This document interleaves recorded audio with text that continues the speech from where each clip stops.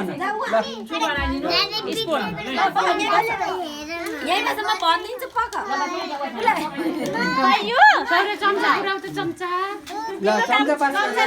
सौर्यलाई खाने बाँकी छ कि के हो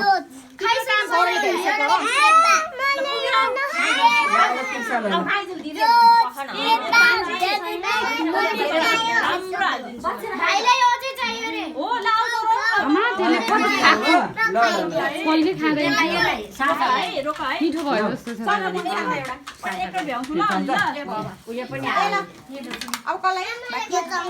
सौरभलाई हेर्नु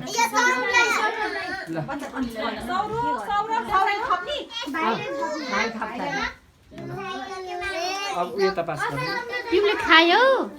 भान्जालाई खोइ त ल